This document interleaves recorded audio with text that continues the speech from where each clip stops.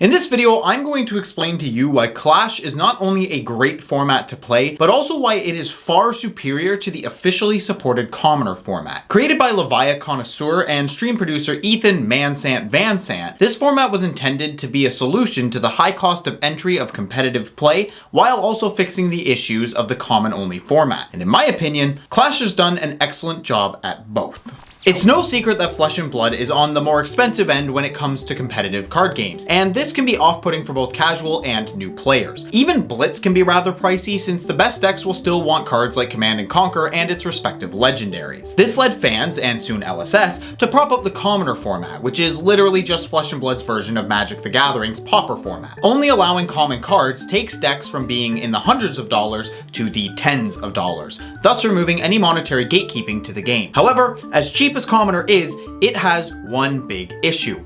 It only allows commons for the main deck, and heroes, weapons, and equipment can only be rares at most. At first, this may seem fine since there are a lot of great common cards in the game, but it drastically restricts decks in what they can do and removes entire strategies from the game entirely. For example, a commoner dash deck can still function like a normal dash deck, but Dromai can't run a single dragon since they're all rares. And that's not even mentioning the fact that you literally can't play heroes like Dorinthia Quicksilver Prodigy, Prism Advent of Thrones, or Valda Brightaxe, to name a few. Enter the Clash format. Following the rules of Commoner, Clash decks are made of 52 cards and a young hero. Your main deck must be 40 cards at minimum with up to 2 copies of each card. However, unlike Commoner, both common and rare cards are allowed in your main deck. On top of that, heroes, weapons, mentors, and specializations are allowed, and at any rarity. Equipment, however, does stay at the common and rare level. It's these changes to the Clash format that, in my opinion, make it far superior to Commoner. Allowing all non-promo young heroes in Clash lets the format be far more open, same with allowing weapons of any rarity. Personally, I am very happy to be able to play Luminaris. Mentors are also a cool include, but the two things that really make this format shine are the inclusions of specializations and,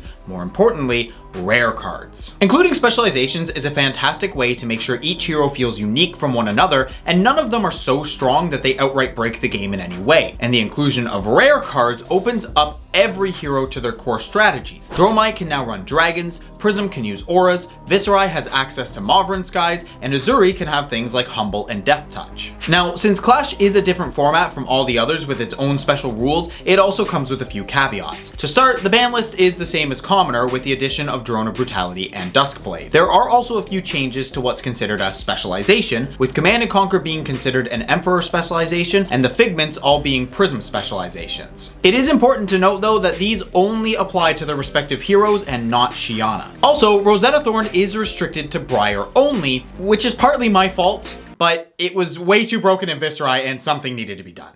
There is a slight downside to adding in specializations though. Adding in rares, mentors, and even majestic weapons doesn't really add too much to the cost of decks at all, but some specializations and even 2 heroes do. The Emperor and Shiana are both legendary cards, making them much more expensive than the rest, and some specializations are quite expensive as well, with Teklavosyn and Levia having demi-heroes, the Emperor having Command and Conquer, and Dorinthia having Glistening Steelblade. While other specializations might cost about $5 to $15 a copy, these few decks will require a higher budget to play. That being said, aside from the Emperor with 2 Command and Conquers, none of these decks should be costing much more than $100. Levia Redeemed and Singularity are only around $40 each, and you only need 1 copy. Shiana is about $65, and Glistening Steelblade is around $30, which you'll need 2 of. So while these are the most expensive decks in the format, they're still way cheaper than their Blitz counterparts. Plus, you also have so many options in Clash that if you want a really cheap deck, they do exist. I suppose I should also quickly mention that Viserai does have access to the Arknight Shard, which, being a Fabled, is like $300. However,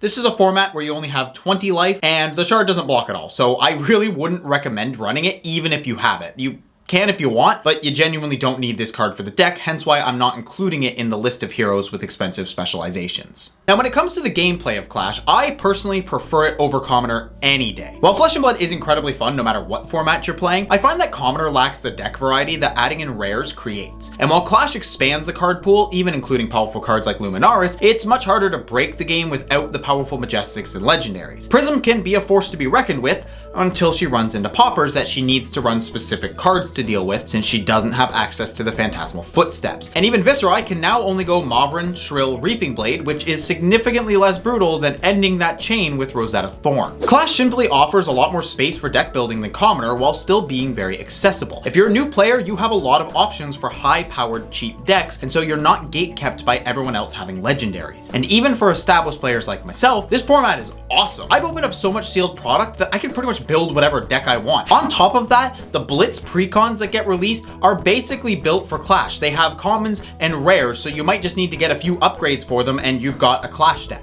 The only real downside to this format is that it's not officially supported, so you can't expect to see it as a side event in anything like a calling. And while that is a shame, it's really not the end of the world. If you're just at locals and you're already playing something like Blitz or Commoner, I highly recommend you ask the store owner to give Clash a try, especially if you're having trouble bringing in new players. This format offers power closer to Blitz while also still being very accessible like Commoner. And this format can be a great on-ramp for those who one day want to upgrade to full formats like Blitz or Classic Constructed. And speaking of Classic Constructed, there's also room here to just remove the mentors and play this format as a Classic Constructed format. I'm not sure how many people will be interested in that, but the option is there. I really like Clash, and the rest of the players on my LGS are enjoying it too. So hats off to Mansant for creating this great format, and hats off to my patrons as well who helped me make these videos talking about the wonderful parts of this game. Patrons like the GigaChad Saint, Geeks First, Elixir, Smokeopotamus, John, Ty, James, Chemical, Bryant, and Transient Fire. And we've got the Alpha Chad Thomas and the Super Chads Bruno, Jake, Thal, Cece, Eric, Ben, Zajima, Cameron, and Yogbadoodles. And Yogbadoodles 21. Thanks again as always, and stay Chadly, my friends.